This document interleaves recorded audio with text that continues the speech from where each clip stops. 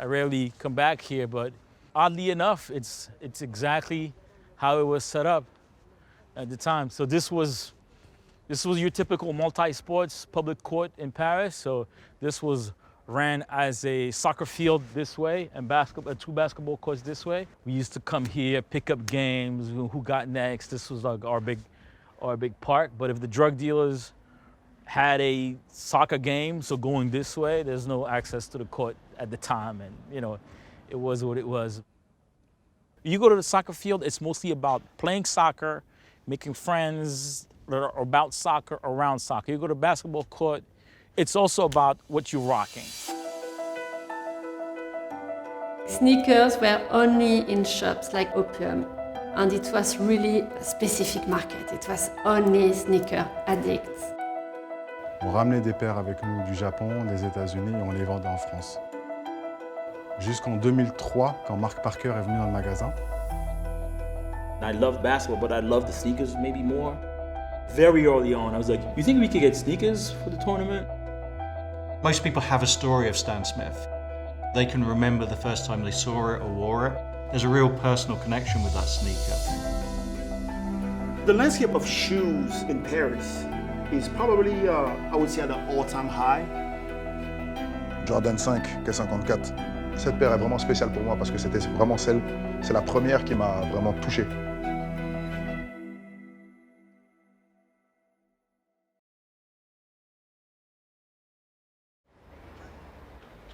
This is a definitely different vibe than the 18th district, you know? It's a little bit fancier stores, but you can still see the energy buzzing, right? Everybody is outside, look at the clothes, look at the vibe. Architecture is amazing. I think that's what makes Paris, Paris, you know what I mean? People are probably looking at me right now like, yo, who is this guy? Like, what is he doing, you know? But it's cool. Like, you see the sneakers right there, the fashion, and boom, this is typical Paris right there. You just casually walk by, boom, a fountain with beautiful history. That's what I like. And it's all about history, right? You have to learn from your mistakes, or you have to learn from what worked in the past. And I think that's why I love Paris. La ville de Paris, c'est vraiment une ville très intéressée en fait à tout ce qui est mode, tout le monde le sait très bien. Ce qui se passe, c'est que dans les années entre 88 et 90, les gens ont vraiment commencé à s'intéresser à tout ce qui est sneakers. Parce que, bon, par exemple, on sait qu'à New York City, les gens partent travailler le matin avec des baskets, arrivent au travail, changent de chaussures et repartent le soir avec leur paire de sneakers dans les pieds. Donc petit à petit, c'est quelque chose qui s'est développé en France. I've always seen Paris as one of the cities that's kind of shaping fashion. You know, I've been coming here since '99, and I've always seen that fashion looks to the city for its inspiration. This kind of tension between what goes on in the street and what goes on in the fashion weeks, I've always found that really exciting. Back then there was the fashion world and there was, I guess sneaker culture, but they were completely separate. Where you would go in the city was different. Sneakers, I guess, were more around like the traditional sneaker stores.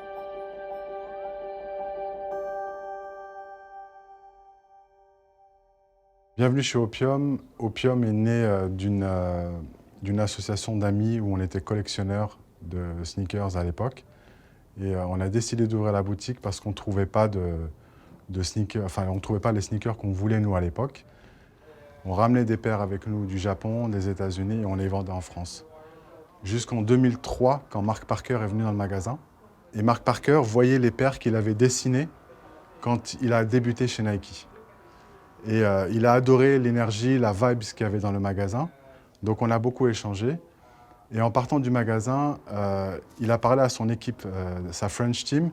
Il leur a dit « Ouais, c'est très bien, c'est cool de travailler avec des jeunes comme ça. Il y a beaucoup d'énergie dans le magasin et c'est cool, quoi. » Et l'équipe leur a dit « En fait, non, on ne travaille pas avec eux. » Il leur a dit « You have to work with these guys. » Obligé de travailler avec eux. Donc en 2003, on a ouvert le compte grâce à Mark Parker.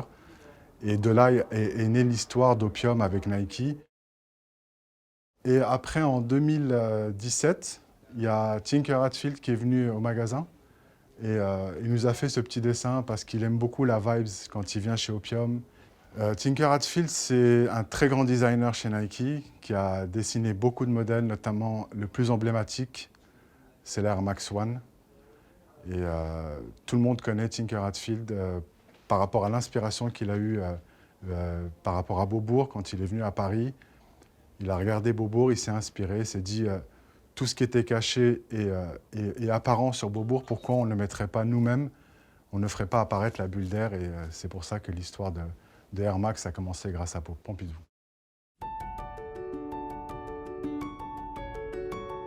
We have been always very close with my mum. She always took me shopping and taking me to museums and galleries, and I think she always knew what's going to be the hot thing. Colette, it was a small family business, and yes, that's my mum's name, but originally we were hoping to stay really in the back and nobody to knew about us because it was about the designers. We could bring things we have seen in New York, in London, in Tokyo, we couldn't find in Paris.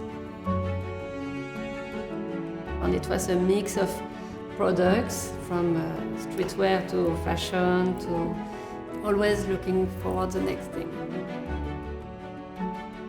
This neighborhood also it was in the middle of nowhere when we opened. It was not yet, it was a high luxury brands were up to Faubourg Saint-Honoré, and the sneakers sport world were back in Les Halles, so we were already, from a geographic point of view, in the middle of these two worlds. It was mostly in the relationship with brands, because first, when we contacted them, they were, oh, what kind of shop is it? Which category we put you on? We had to speak to the people who would sell sneakers to shops. When they would say, I want a shoe exclusive for Colette, they really didn't understand our selection. And with time, they started to open a department specialized with us and some shoes dedicated to market with us. And it really took 10 years, I would say. So it took time for me before to say, okay, Colette is an identity strong enough to not have a third party in the collaboration. When Adidas relaunched the Stan Smith, they did a few limited edition, and it's true, it's amazing to have my face instead of Mr. Stan Smith. It's a great souvenir. When I decided to do a collaboration with a brand, I would keep the science, the value, the history of the brand. I would always be careful to respect the original, the classic shoe, and bring some little cute little twist specific for us. This was a big surprise because people linked me a lot with shoes that Colette released with many brands, and I was lucky enough to be chosen by Sarah to do shoes with her. So we did shoes for New Balance, we did shoes for Asics, we did shoes for many brands, but we never had the chance to work with Jordan. And she surprised everyone. I was not at all in the loop. And one day she said, I have a surprise for you.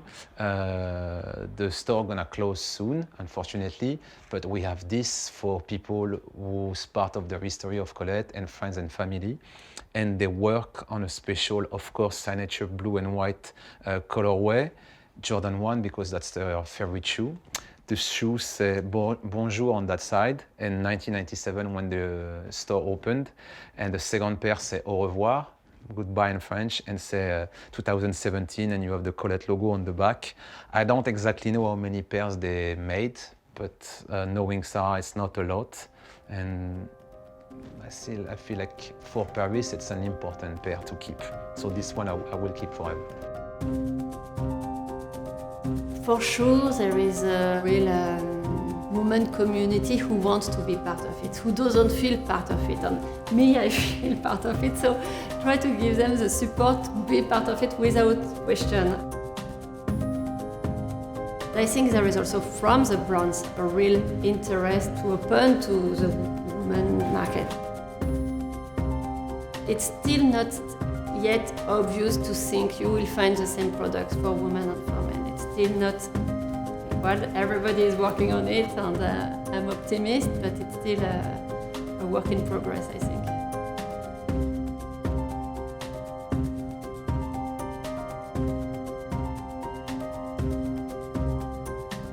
Paris est complètement différente des autres villes, déjà par son architecture, par sa mode. Les gens sont complètement différents, l'esprit parisien est complètement différent. Paris est joli et je pense que les gens aiment venir ici parce que c'est une bulle d'air, c'est comme une armax en fait. Ce qui est bien dans Paris, c'est que dès que vous vous baladez, vous allez rencontrer des styles totalement différents.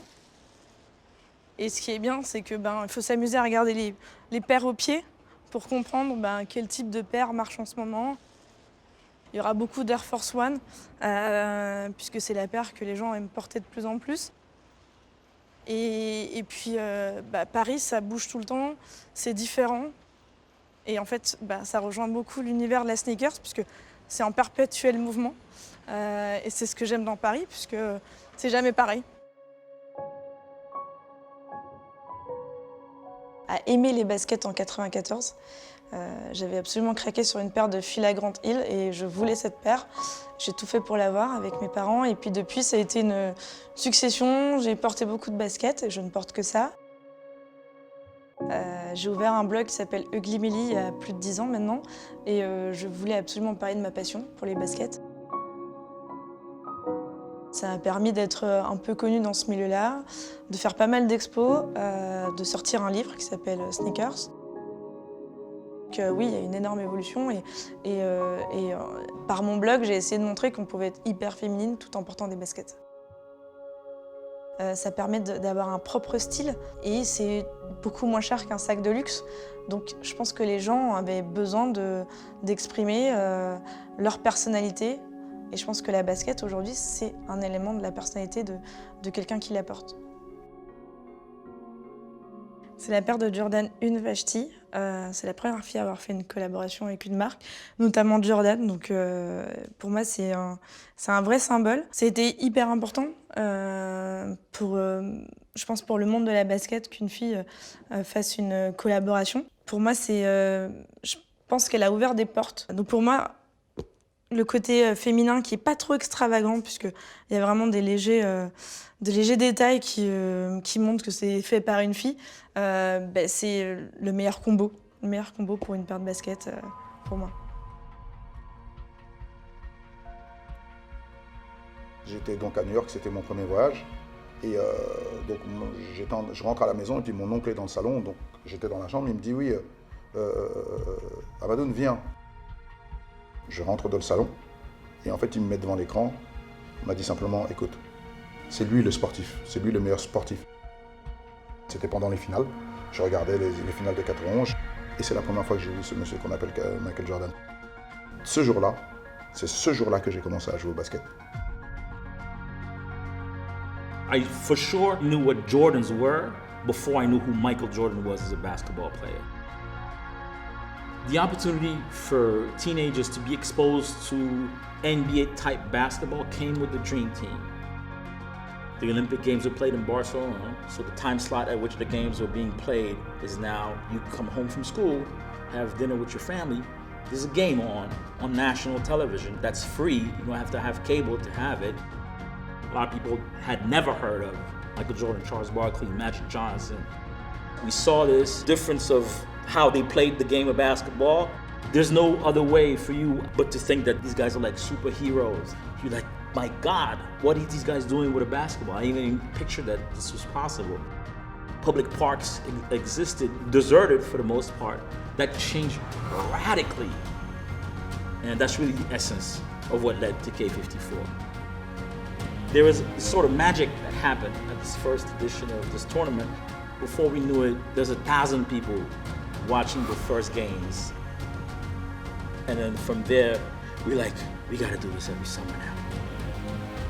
Fast forward 15 years later, it's now the biggest street basketball tournament in the world. When we started to get Nike as a sponsor and then Jordan as a sponsor, very early on, I was like, you think we could get sneakers for the tournament, you know, that are like specific to the tournament, maybe?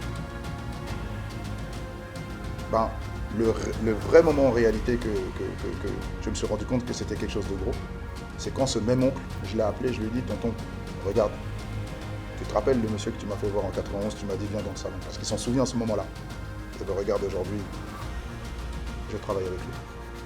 Et j'ai une paire qui porte, j'ai une paire de chaussures qui s'appelle K54, qui est mon événement avec Michael Jordan. Là, à ce moment-là, tu te rends compte qu'il y a vraiment quelque chose qui s'est passé par rapport à ses réactions. Jordan 5, K54, pour nous c'est un classique parce que bon, même en termes de cuir, la matière, ce qu'on a ici c'était vraiment spécial à l'époque. Et puis bon, ça faisait longtemps qu'on ne voyait pas Michael Jordan faire des collaborations comme ça. Pour nous, ben, c'était un grand moment. Hein. Cette Jordan pour nous, en fait, elle était extrêmement belle. Cette paire est vraiment spéciale pour moi parce que c'était vraiment c'est la première qui m'a vraiment touché. C'est-à-dire qu'on a fait une Jordan 5 qui a étonné même le monde entier. Là, à l'époque, la Jordan 1 n'est pas revenue à la mode comme elle l'est aujourd'hui. Et à l'époque, quand on a sorti cette Jordan 5, ben pour nous, c'était un moment très spécial, vraiment, très très fort.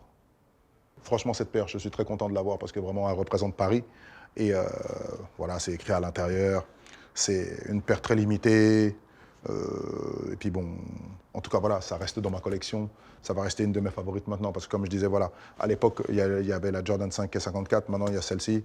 Franchement, on ne peut pas avoir mieux fait, je pense. I think the DNA of Paris is multicultural. Is people from different ethnicities just really just enjoying a nice casual walk in Paris or a better lifestyle. There is an energy about art, culture. Look, that is not staged. Look at the back of his sweater.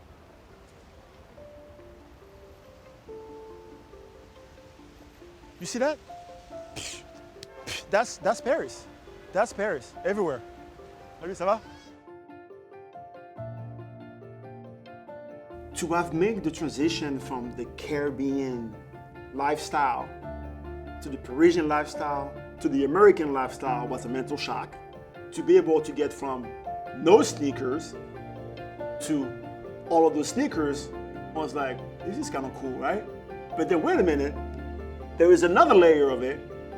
I get drafted, I go through my heart surgery, I think life is gonna suck, I come back. It just so happened that someone named Kobe Bryant came to my high school, did not sign an autograph for me. I promised myself I was gonna tell him that one day, get drafted by him? Oh, and he likes me. Oh, and I wear the same size of shoe as he does. So pretty much every shoes he get, I get 1 or 2 boxes in my locker. That was crazy to me. As a French West Indian Caribbean kid, I would have never been able to imagine to do what I did. Coming from a place of like, oh my God, like this is almost not reality. I got lucky and I worked my ass off for some things, right? And now that I stepped away from the game a little bit and I had time to reflect on my career and all that stuff, it's pretty cool to be able to see the baton being passed from back then to the next kid and the next kid. I think it's a neat opportunity. So here we're looking at the Chanel Human Race, and this shoe's really special to me because, you know, I love the Chanel version, but the shoe in general, because this is the first shoe that I did with Pharrell. He actually came to Germany, and it was on a public holiday, and we had to stay in a hotel in the center of Nuremberg. And I bought a box and opened the lid, and he saw the first prototypes of this shoe. And he went crazy for it, you know, and that was just a real great, you know, as a designer, that's a great moment. And Adidas had been making archive shoes or sports shoes, and suddenly we had this kind of whole feeling around the collective memory, you know, memories of the past and connecting with the future. And this was one of the key shoes in that journey.